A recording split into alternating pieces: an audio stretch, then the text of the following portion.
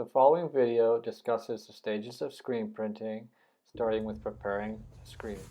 So first of all, you need to get the screen wet with some water and just spray it with the spray, and then we're going to add some degreaser. And the degreaser takes any grease from fingers off of the screen, which stops the stencils from attaching properly. There's a brush also marked degrease, and we're going to use that brush to rub in the soap, and then we're going to take about 30 seconds to make sure it's rinsed completely clean, always rinsing down. You want the screen wet when you're attaching the stencil, but what I like to do is bang off any excess water so that it's not too wet. Finding the balance takes practice. Once the stencil is prepared, I'll bring it over to my work area, which will already be set up.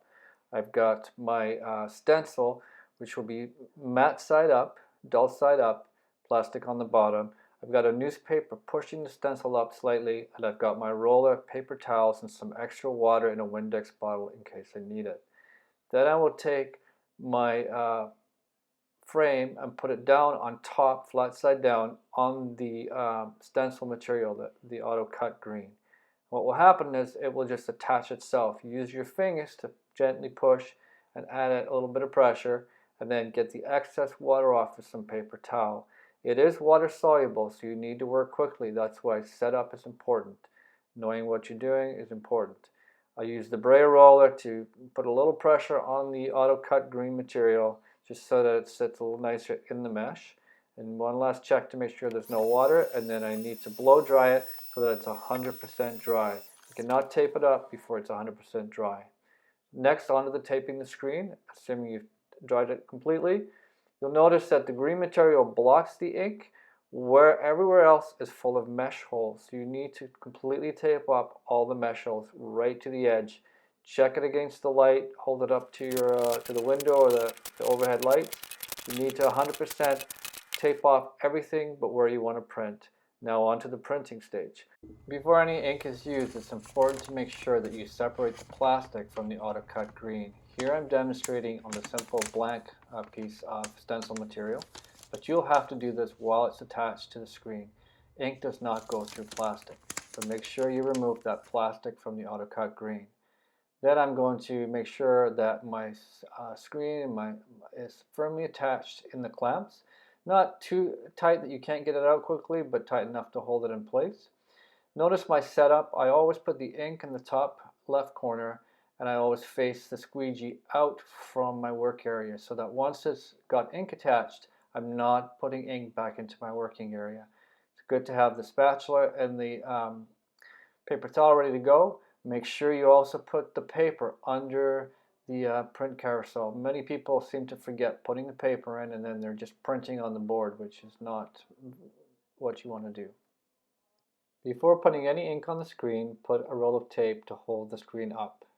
Then I take 3 big blobs of ink usually, and I smooth it out with the spatula, and then I make a nice flat area of ink like this.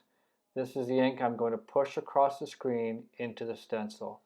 And it's important that you get the angle right. It's called the flood stroke. Here you notice a 45-degree angle. I'm going to push the ink cleanly across the stencil. And you hear a squeak? That's perfect. Once I get to the other side, I'll take the tape out. I'll put it back at the same 45-degree angle. That's very important. Don't mix up the angles. Okay? Then I'll take my squeegee and face it outwards away from my work so that I don't put any ink back in my work. Carefully lift up your screen, put the tape back in, and remove your artwork. It's helpful to have someone assisting you with clean hands to put the artwork somewhere safe. And then I'm simply going to clean up by getting all of the ink back in the tub with the spatula. The more ink that goes back in the tub, the less cleanup that you have to do. Make sure you disattach it from the clamps and over to the sink. Cleaning the screen is an important stage in screen printing. You're not done just because your print is made. You'll be marked on how well you clean up. The first thing you're going to want to do is remove the tape into the garbage away from your body. It'll be full of ink, but that's less cleanup for you. Then you put it in the sink without the tape, and you start by getting it wet with some water, and that starts loosening up the ink. It's important not to let it sit too long, otherwise it damages the screen. Then I'm going to use the Ball and March stencil remover, different than the degreaser, and this chemically starts to break down the screen. So I'm going to shoot a few shots of that on the screen, cover all of the green material, let it sit 30 seconds, it will start to dissolve, and then you'll be able to quickly remove the stencil. Any remaining ink, use the soap and brush to clean up. It's important to make sure the squeegee and spatula are 100% clean so that they're reusable and ready for the next person. Just leave your screen on the mat beside the sink. Place your finished work on the drying rack overnight. Carefully trim it, sign it, and hand it in the next day. Good luck.